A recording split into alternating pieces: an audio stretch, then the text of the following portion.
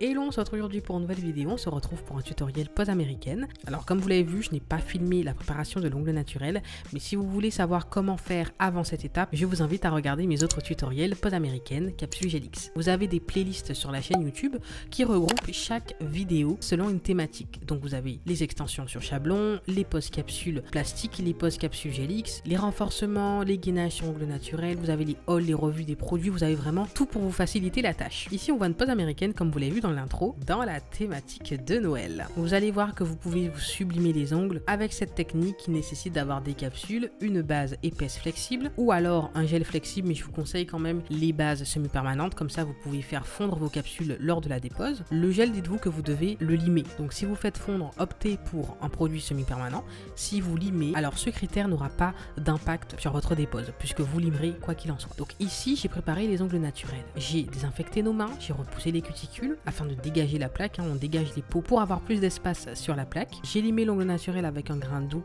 afin de retirer la brillance, d'ouvrir les écailles afin de recevoir la pose. Ça il faut le faire peu importe la pose que vous faites, que ce soit une pose de gel, une pose de semi-permanent, capsule, chablon, voilà, il faut le faire quoi qu'il en soit, il faut préparer l'ongle naturel. Une fois que vous avez limé l'ongle naturel, vous appliquez les produits de préparation. Donc ici, Night Prep plus Primer. Vous allez ainsi pousser le retrait de la brillance et ainsi préparer l'ongle à recevoir la base qui va adhérer par la suite pour coller les capsules.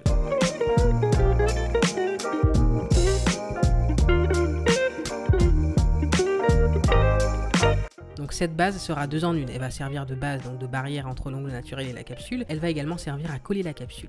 On me demande souvent si c'est de la colle, non. J'utilise une base rubber, donc une rubber base, pour ça. Si vous collez avec une colle à capsule, vous n'êtes pas du tout dans la même technique. Il est possible de coller avec une colle à capsule, mais du coup au niveau du bord libre. Et là c'est toute une autre façon de faire, puisqu'il va falloir solidifier l'ongle, donc faire un bombé, et là on ne sera pas du tout dans la pose américaine. Ce qui est bien avec cette technique, c'est que vous allez uniquement coller la capsule et vous n'aurez pas besoin de faire de bombé. Donc vous allez matifier l'ongle par la suite, faire votre design et appliquer la finition. Vous n'avez pas de bombé à faire, c'est un gain de temps à ce niveau. Je conseille toujours les capsules Gelix aux personnes qui aiment faire du nail art. Pourquoi? Parce que vous pouvez aimer faire du nail art et aimer construire un ongle, il n'y a pas de souci à ce niveau. Mais en général, celles qui font du nail art sur les ongles n'aiment pas forcément l'étape de la construction, donc construire un ongle de A à Z, limer, etc. Elles aiment vraiment la partie design, nail art, la partie artistique. Et c'est vraiment un bon compromis, puisque vous avez une belle structure, vous avez une belle construction sans l'avoir faite. Alors c'est un plus ou non, il y a des personnes qui n'aiment vraiment pas cette technique, alors que moi par exemple je la kiffe et on est beaucoup à l'apprécier. Dites-vous qu'en fait vous gagnez du temps à une étape, donc qui est la construction de l'ongle bombé, voilà, pour en gagner pour le nail art. Donc vous l'avez vu, une fois que j'ai appliqué mes produits de préparation, j'ai directement collé les capsules. Donc j'ai appliqué très peu de rubber base dans la capsule, vous appliquez suffisamment. Ça c'est à force de pratiquer, vous allez plus ou moins savoir quelle dose mettre pour ne pas en mettre trop et ne pas en mettre trop peu non plus, il faut le juste milieu. Vous devez recouvrir toute la plaque doit être collée à l'ongle, vous ne devez pas en mettre trop peu, sinon toute la base ne va pas s'étaler partout. Si elle ne s'étale pas partout, vous allez avoir des endroits sans produit, donc vous aurez des décollements au fur et à mesure et l'ongle, la capsule va finir par se décoller entièrement au fil du temps. Vous avez préparé votre ongle en amont, donc une fois que la pose est bien faite, vous n'abîmez pas votre ongle naturel. N'oubliez pas que ce qui abîme principalement, c'est l'excès de limage. Et bien sûr, il y a d'autres critères qui rentrent en compte, mais vous avez tendance à trop limer à cette étape de préparation avant de coller la capsule. Et surtout, lors de la dépose. Mais ça, c'est une autre histoire, on verra ça plus tard. Donc après avoir collé la capsule, la cliente souhaite raccourcir légèrement la longueur, donc c'est ce que j'ai fait. Il est possible de raccourcir.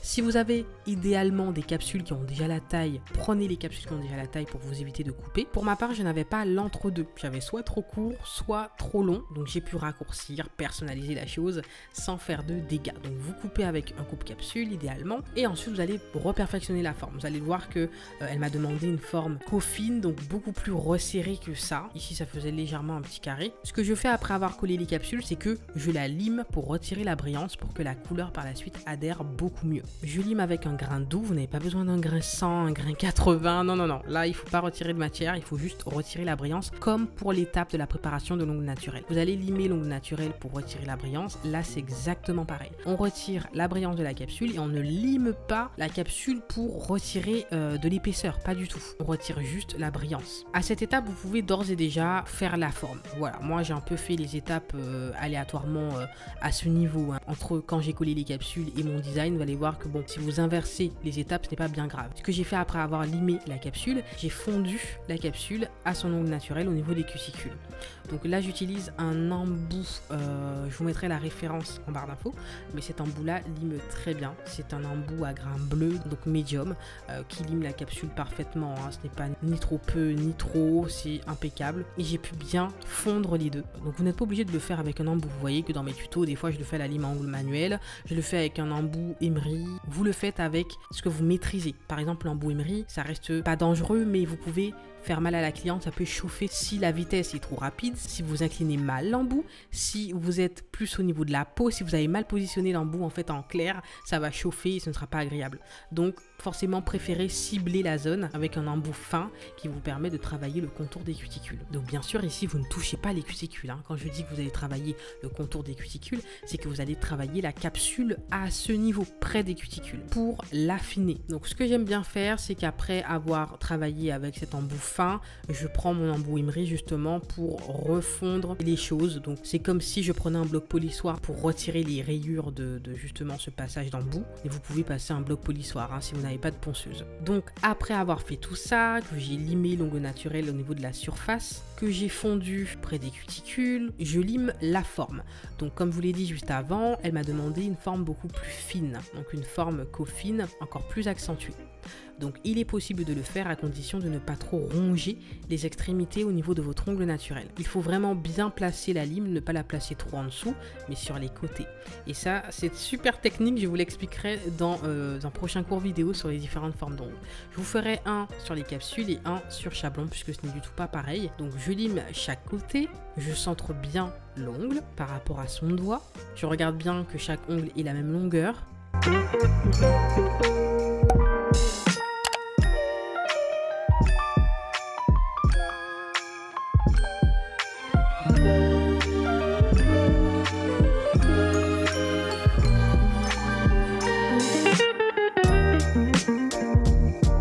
Et je dépoussière bien le tout, surtout au niveau des capsules Gelix, il y a de la poussière qui a tendance à rester entre la capsule et du coup le contour des cuticules, surtout si ce n'est pas bien fondu. Je vous ferai une vidéo, ça je vous l'ai dit, je ne sais pas quand je la ferai, mais une vidéo sur les différentes façons de poser vos capsules, même s'il y a une façon idéale de le faire pour que ce soit un maximum fondu, mais vous verrez surtout dans mes tutos au début que je ne fondais pas forcément les capsules, que bon, effectivement la repousse n'est pas aussi belle que quand on lime, quand on fond le tout. Par contre, et c'est justement ce qu'on verra dans la vidéo, on aura des cas différents, des mises en situation différentes selon ce que vous souhaitez sur la durée. Forcément, si vous souhaitez, il faudra un protocole adapté pour la repousse. Maintenant, si vous ne les gardez pas longtemps, que vos ongles par exemple ne poussent pas hyper vite et qu'en 2 semaines vous n'avez pas forcément une repousse extraordinaire, vous pourrez simplement passer votre lime à ongles manuel comme je le faisais, mais ça on le verra précisément dans la vidéo avec des images, c'est beaucoup plus parlant.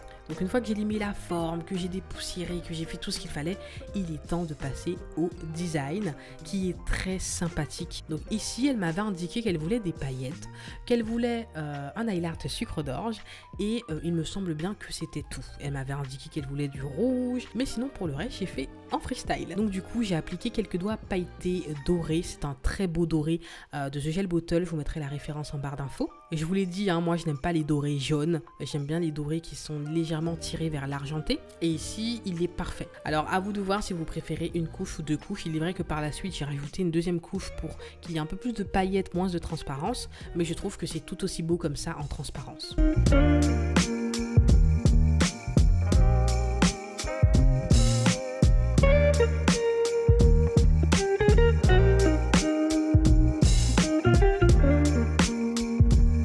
Ensuite, j'ai appliqué un vernis pailleté, rouge pailleté de la marque Madame Glam, qui est sublime également. J'ai connu cette référence grâce à une collection Saint-Valentin il y a quelques années.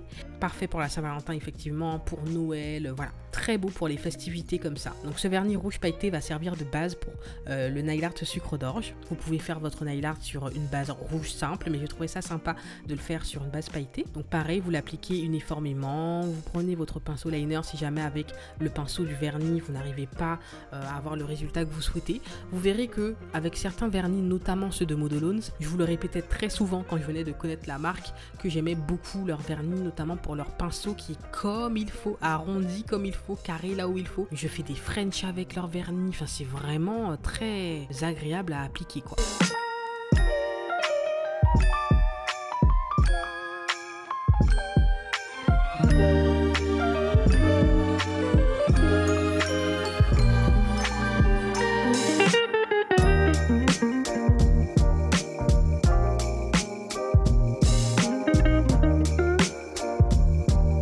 Vous l'avez vu par la suite, j'ai appliqué un vernis rouge simple de la marque Modelones du coup, comme ça vous voyez l'application. Ce rouge vient d'une collection.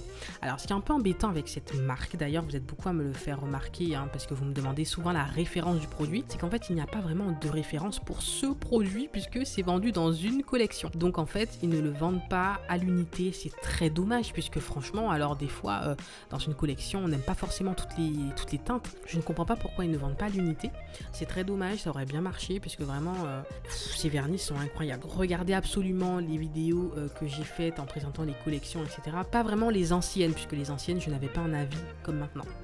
Je venais de faire connaissance avec la marque, c'était pas du tout comme maintenant. Donc voilà, j'applique mon vernis rouge sur les doigts restants. Le vernis, il est sublime. C'est un rouge intemporel, pas trop flashy, pas trop fade. C'est un entre-deux. Je trouvais qu'il allait bien avec les paillettes. Vous le savez si vous avez acheté des produits par rapport à moi. Quand j'aime des vernis, ils ont pratiquement tous les mêmes critères, pour ne pas dire tout le temps tous les mêmes critères. Je recherche des vernis opaques, agréables à appliquer, puisque ça m'a traumatisé en débutant. Les vernis qui sont galères à appliquer, où il y a des traces de pinceau, où ça coule dans les peaux, voilà. J'ai su voir avec le temps les vernis qui sont de bonne qualité, qui ne sont pas de bonne qualité. Donc j'ai un radar. Et systématiquement, quand j'aime un vernis, il regroupe tous ces critères où il est de viscosité moyenne, pas trop fluide, pas trop épais, bien pigmenté comme il faut. Et surtout le pinceau, il faut qu'il soit vraiment bien à l'application pour que près des cuticules ce soit top. Même si maintenant, il est vrai qu'il y a la technique avec le pinceau liner. Vous voyez que des fois, j'opte pour, ou des fois, le pinceau suffit, le pinceau du vernis suffit. Tout dépend du vernis, du pinceau et tout dépend de ce que vous travaillez sur le moment. Est-ce que vous souhaitez perfectionner beaucoup plus par rapport à la cuticule de la cliente également? Si vous faites la manucure russe, alors le pinceau liner sera vraiment indispensable. Il va vous permettre de loger le semi-permanent sous la cuticule. Vous aurez une précision incroyable. Et ensuite, je réalise les dégradés de paillettes sur les doigts rouges classiques. Pour un peu plus de fantaisie, être un peu plus dans la thématique des fêtes de Noël, j'ajoute le même pailleté doré du début sur ces doigts-là. Je prends mon pinceau liner et hop, je contourne bien les cuticules et je dégrade petit à petit vers le bord libre. C'est vraiment pas compliqué. Il me semble que je vous ai fait plusieurs vidéos dégradées de paillettes sur la chaîne, que ce soit sur Gelic, sur ongles naturels, sur Chablon, sur tout. Donc vous avez de quoi maintenant maîtriser les dégradés de paillettes. Ce n'est vraiment pas compliqué. Il faut vraiment qu'il y ait un beau fondu. Il faut pas qu'il y ait ce trait net entre les paillettes et la couleur. Il faut vraiment fondre le tout. C'est ce qui est magnifique. Dites-vous qu'il faut qu'il y ait des paillettes un peu plus bas, un peu plus haut. Vraiment jouer avec ce côté aléatoire où chaque paillette est disposée différemment en suivant une certaine logique. C'est un peu comme le marbré. Il faut suivre une certaine logique, mais c'est un peu hasardeux. Donc voilà.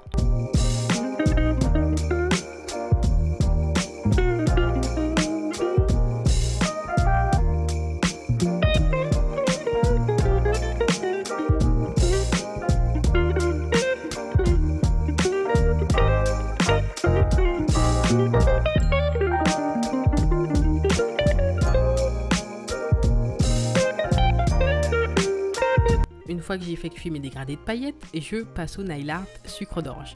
Il n'est vraiment pas compliqué. Alors là, j'utilise un semi-permanent pour faire mon nail art, c'est le Edelweiss de la marque Modelones. C'est un blanc que j'utilise beaucoup pour les nail art puisqu'en intégrale, j'ai trouvé un blanc beaucoup mieux.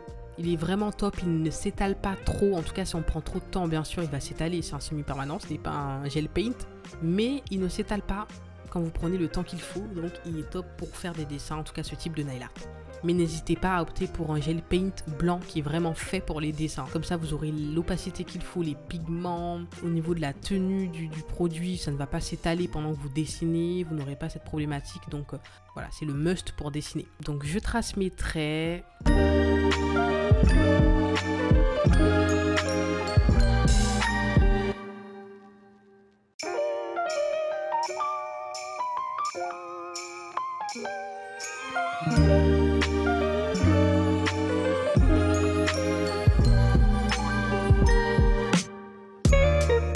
J'espère que cette vidéo vous a plu, n'hésitez pas à liker si c'est le cas, à commenter, ça me fera plaisir d'avoir vos retours, à vous abonner pour ne rien manquer, activer les cloches de notification pour recevoir les notifications dès qu'une vidéo est postée, à me rejoindre sur Instagram, je vous ai posté les photos de cette pose et on se dit à la prochaine vidéo, bye bye.